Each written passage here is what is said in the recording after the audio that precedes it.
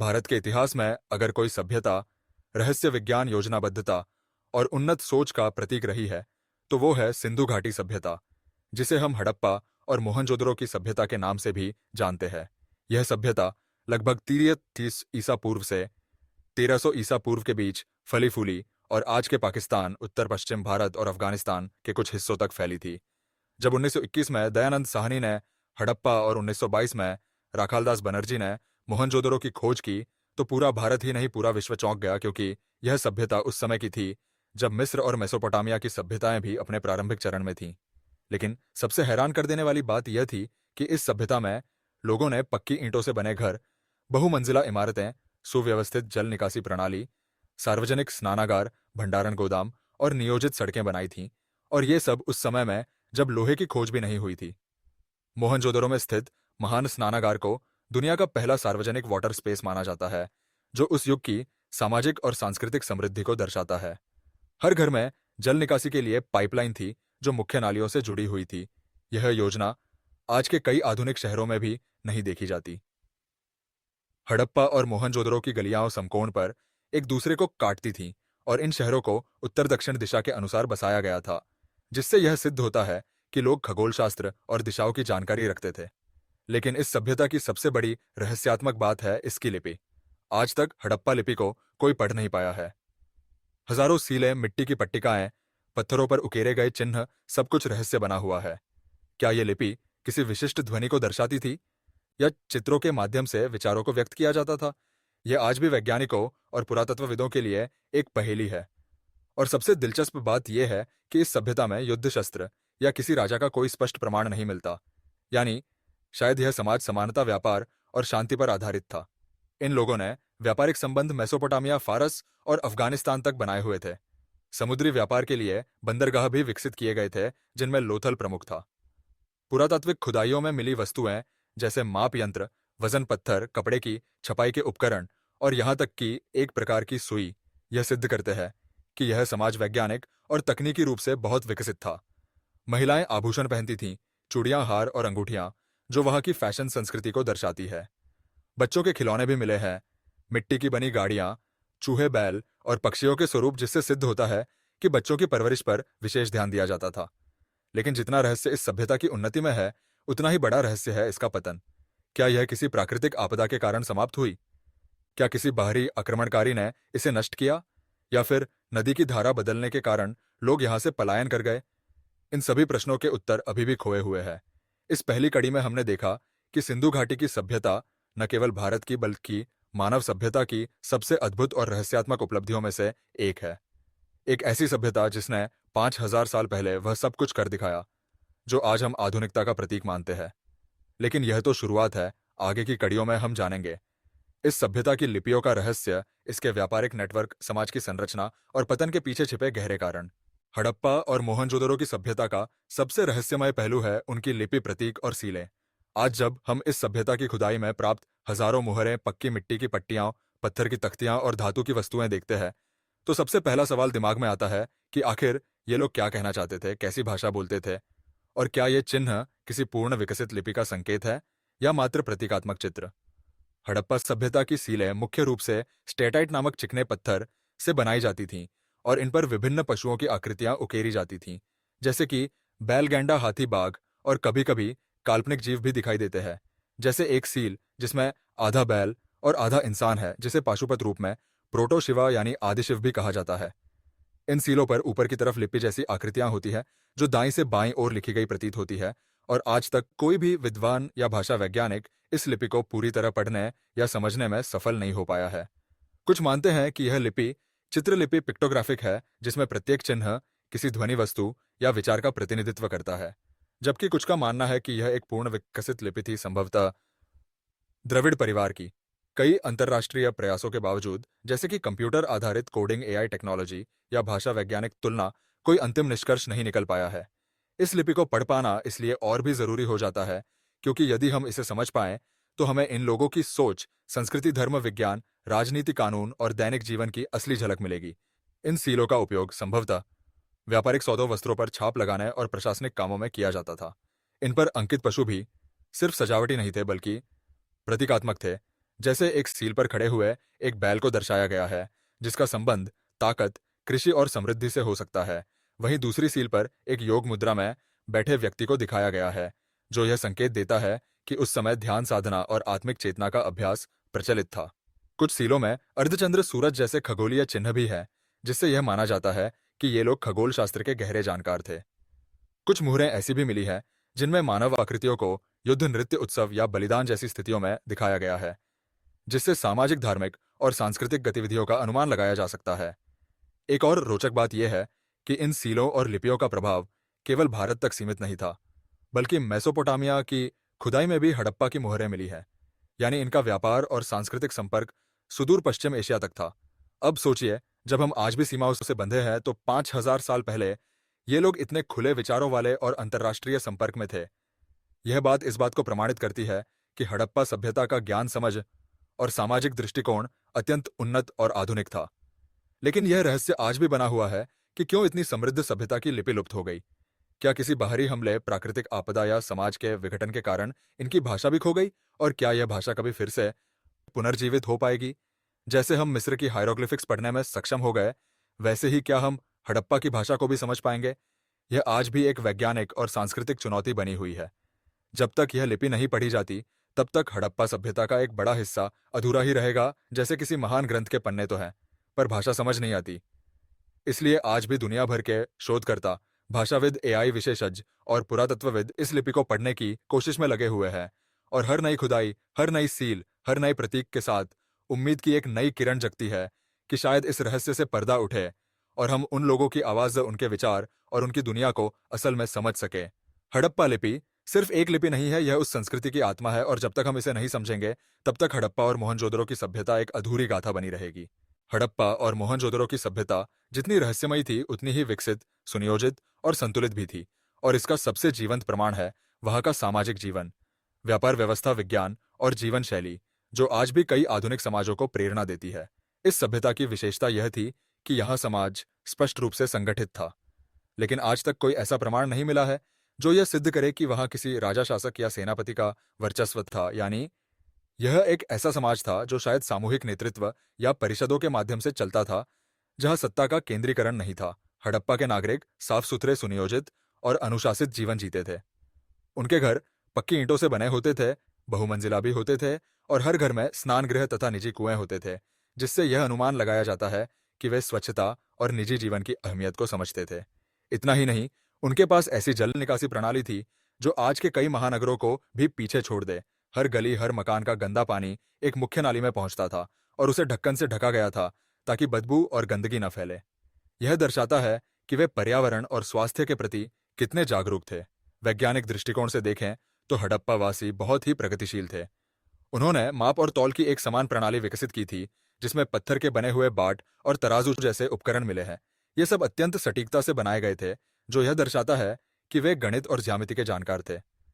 उनके द्वारा बनाए गए कंघी, कांसे की मूर्तियां, धातु की वस्तुएं, मिट्टी के खिलौने, सुई और धागा, यह सब दर्शाते हैं कि वे न केवल विज्ञान बल्कि तकनीकी दृष्टि से भी उन्नत थे। एक विशेष कांसे की मूर्ति नर्तकी जो मोहनजोदड़ो से मिली है, वह न केवल उस काल की शिल्पकला का उत्कृष्ट उदाहरण है, बल्कि यह भी सिद्ध करती है कि धातु ग्लाने, मूर्ति ढालने और सौंदर्य बोध में भी वे दक्ष थे। हड़प्पा का व्यापार प्रणाली भी बहुत उन्नत थी। उन्होंने स्थानीय और अंतर्राष्ट्रीय स्तर पर व्यापारिक नेटवर्क विकसित कर रखा था। मेसोपोटामिया, फारस और अफगानिस्तान तक हड़प्पा की सीलें, मोतियों और शिल्प की वस्तुएं मिली है। वे समुद्र के रास्ते भी व्यापार करते थे। लोथल और धोलावीरा जैसे बंदरगाह उनके समुद्री संपर्कों के प्रमाण है। वहां से प्राप्त गोदाम, वजन प्रणाली, नाव जैसी आकृतियां यह प्रमाण देती है कि उन्होंने जल मार्गों का अत्यधिक कुशलतापूर्वक उपयोग किया। आंतरिक व्यापार के लिए उन्होंने बैलगाड़ियों का उपयोग किया और सामानों का आदान प्रदान बिना मुद्रा के वस्तु विनिमय प्रणाली से होता था। इसके अलावा समाज में विभिन्न पेशेवर वर्ग मौजूद थे, जैसे कुम्हार, लोहार, मूर्तिकार, व्यापारी, किसान और वस्त्र निर्माता। उनके बनाए आभूषण, कपड़े और सौंदर्य प्रसाधन बताते हैं कि फैशन और शौकीन जीवन शैली का भी उस युग में स्थान था। महिलाएं गहनों से सजती थीं, पुरुष बालों को विशेष शैली में रखते थे और बच्चों के लिए खिलौने बनाए जाते थे। इससे यह साफ है कि हड़प्पा समाज में जीवन के हर पहलू को संतुलन के साथ जिया जाता था। धर्म के मामले में हड़प्पा के लोग प्रकृति पूजा में विश्वास करते थे। वृक्ष, पशु, जल स्रोत अग्नि और धरती को पवित्र माना जाता था। कुछ सीलों में ध्यान मुद्रा में बैठे व्यक्ति को दिखाया गया है, जिसे योग मूर्ति या आदिशिव माना जाता है, जिससे पता चलता है कि योग और साधना की परंपरा की जड़ें हड़प्पा काल में भी मौजूद थीं। वे शायद मातृदेवी या शक्ति की पूजा भी करते थे, क्योंकि बहुत सी स्त्री आकृतियां मिली है जिन्हें मातृका माना गया है। कुल मिलाकर यह समाज बहुत ही संतुलित, वैज्ञानिक, सांस्कृतिक और सामाजिक रूप से सशक्त था। कोई भेदभाव, दास प्रथा, युद्ध या अत्याचार का प्रमाण नहीं मिलता। यह शायद मानव इतिहास की सबसे शांतिप्रिय, संगठित और प्रगतिशील सभ्यताओं में से एक थी। और यही इस सभ्यता को इतना महान और रहस्यमय बनाता है कि आज भी दुनिया इसकी गहराई को पूरी तरह समझ नहीं पाई है। हड़प्पा और मोहनजोदड़ो की सभ्यता, जो कभी भारत की भूमि पर ज्ञान, विज्ञान, व्यापार और शांति का सबसे अद्भुत उदाहरण थी, अचानक एक रहस्यमयी तरीके से लुप्त हो गई। यह एक ऐसा प्रश्न है जो आज भी इतिहासकारों, पुरातत्वविदों और वैज्ञानिकों को उलझन में डालता है। आखिर क्या कारण था कि एक इतनी विकसित, सुनियोजित और वैज्ञानिक सोच वाली सभ्यता धीरे धीरे अस्तित्व से गायब हो गई? इसके पतन को लेकर अब तक अनेक सिद्धांत सामने आए हैं, जिनमें से प्रमुख कारण प्राकृतिक आपदाएं, जलवायु परिवर्तन, सरस्वती और सिंधु जैसी नदियों का मार्ग बदलना, बाहरी आक्रमण और आंतरिक विघटन माने जाते हैं। सबसे पहले बात करें जलवायु परिवर्तन की, तो विशेषज्ञों का मानना है कि करीब 1900 ईसा पूर्व के आसपास पूरे क्षेत्र में भयंकर सूखा पड़ा था, जिससे नदियां सूख गईं या उनका बहाव बदल गया। सरस्वती नदी, जो उस समय हड़प्पा सभ्यता की जीवन रेखा मानी जाती थी, अचानक विलुप्त हो गई या भूमिगत हो गई, जिससे सिंचाई, जल आपूर्ति और कृषि प्रणाली पूरी तरह से प्रभावित हो गई। जब जल स्रोत ही समाप्त हो जाए तो सबसे समृद्ध समाज भी टिक नहीं सकता। इसके अलावा लगातार बाढ़ या भूकंप जैसी प्राकृतिक आपदाओं के भी प्रमाण मिलते हैं, जिससे मोहनजोदड़ो जैसे नगरों को भारी नुकसान हुआ। कई खुदाइयों में हमें दबे हुए मकान, झुकी हुई दीवारें और मृत शवों के अवशेष ऐसे स्थानों पर मिले हैं जो दर्शाते हैं कि अचानक कोई भीषण आपदा आई थी। एक और बड़ा कारण माना जाता है आर्यों का आगमन। कुछ विद्वान मानते हैं कि मध्य एशिया से आए आर्यजनों ने इस क्षेत्र पर आक्रमण किया, जिससे हड़प्पा वासियों को या तो पलायन करना पड़ा या वे मारे गए। हालांकि इस सिद्धांत को लेकर विवाद है, क्योंकि कुछ पुरातत्व साक्ष्य ऐसे नहीं हैं जो सीधे युद्ध या हिंसा की पुष्टि करें। दूसरी ओर कई इतिहासकार मानते हैं कि हड़प्पा का पतन पूरी तरह से एक आंतरिक प्रक्रिया थी। अत्यधिक जनसंख्या, कृषि भूमि की कमी, संसाधनों पर अत्यधिक निर्भरता और व्यापार के पतन ने इसे धीरे धीरे कमजोर कर दिया। जैसे जैसे प्राकृतिक संसाधन कम हुए, समाज में तनाव बढ़ा और लोग छोटा छोटे गांवों में बिखर गए। मोहनजोदड़ो में अंतिम चरण की खुदाई में यह देखा गया कि भवनों की गुणवत्ता गिरती गई, निर्माण अव्यवस्थित हो गया और जल निकासी व्यवस्था जर्जर हो गई। यह इस बात का संकेत है कि नगर की प्रशासनिक और सामाजिक संरचना कमजोर हो रही थी। कुछ इतिहासकारों का तो यह भी कहना है कि यह पतन कोई अचानक घटना नहीं थी, बल्कि यह एक धीमी प्रक्रिया थी जो कई सदियों में हुई और इसका असर पूरे उत्तर पश्चिम भारत में दिखाई दिया। हड़प्पा सभ्यता का अंत इसलिए और भी दुखद है क्योंकि इसके साथ एक ऐसी संस्कृति का अंत हो गया जो शांति, समानता और विकास का उदाहरण थी। इस सभ्यता के पतन के साथ साथ उसकी लिपि, भाषा, परंपराएं और वैज्ञानिक सोच भी लुप्त होती चली गईं, जिनका कोई प्रत्यक्ष दस्तावेज नहीं बचा। लेकिन इस अंत के बाद भी हड़प्पा की छाप भारतीय संस्कृति पर बनी रही, जैसे अग्नि पूजा, जल के प्रति श्रद्धा, नगर नियोजन की परंपरा, वस्त्र और आभूषण निर्माण की तकनीकें, कृषि प्रणाली और समाज की सामूहिकता जैसी कई विशेषताएं बाद की सभ्यताओं में भी देखने को मिलती है। कुछ विशेषज्ञों का मानना है कि हड़प्पा के लोग पूरी तरह समाप्त नहीं हुए, बल्कि वे धीरे धीरे दक्षिण और पूर्व की ओर बस गए और उनकी संस्कृति भारतीय जीवन में मिलकर उसमें समाहित हो गई। यानी हड़प्पा सभ्यता का पतन भले ही राजनीतिक और भौगोलिक रूप से हुआ हो, लेकिन सांस्कृतिक रूप से वह आज भी हमारे अंदर जीवित है। इस महान सभ्यता के पतन की कहानी हमें यह भी सिखाती है कि चाहे कोई समाज कितना भी उन्नत क्यों न हो, अगर वह प्राकृतिक संसाधनों का संतुलन नहीं रखता, जलवायु को अनदेखा करता है या सामाजिक असमानता को बढ़ावा देता है, तो उसका पतन निश्चित है। हड़प्पा का अंत एक चेतावनी भी है और एक प्रेरणा भी। चेतावनी इसलिए कि उन्नति का घमंड विनाश की ओर ले जा सकता है, और प्रेरणा इसलिए कि एक बार फिर भारत को उसी समर्पण, अनुशासन और विज्ञान की राह पर चलकर विश्वगुरु बनने की कोशिश करनी चाहिए। आज भी जब हम हड़प्पा की ईंटों को देखते हैं तो लगता है जैसे वो दीवारें हमसे कह रही हो, हमने समय से पहले एक सपना जिया था, अब बारी तुम्हारी है।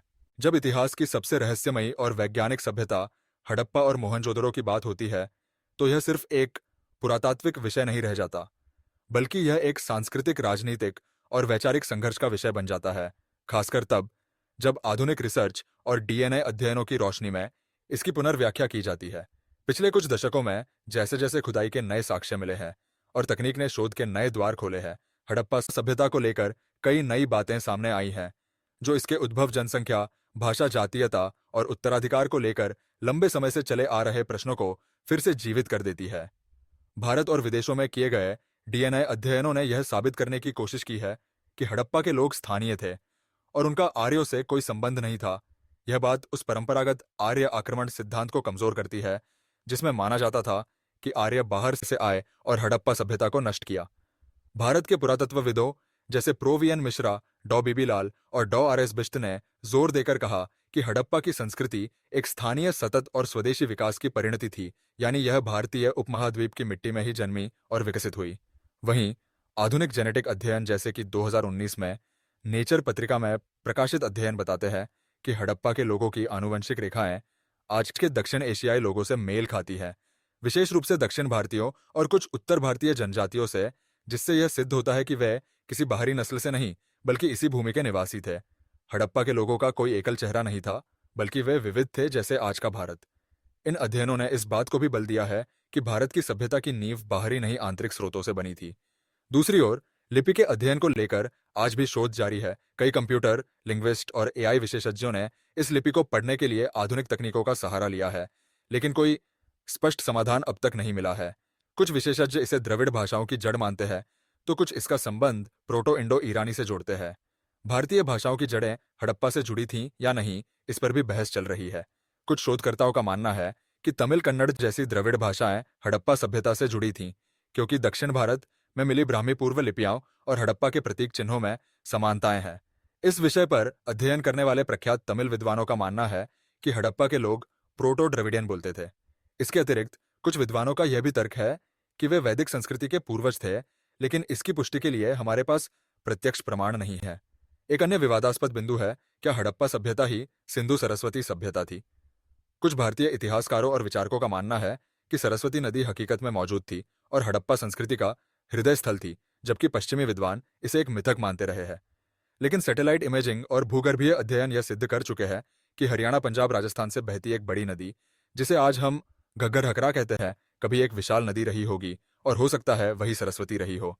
यदि यह सिद्ध हो जाए तो यह भारत की सबसे बड़ी ऐतिहासिक खोज होगी और यह प्रमाण देगा कि हड़प्पा सभ्यता का केंद्र सरस्वती घाटी थी, न कि केवल सिंधु।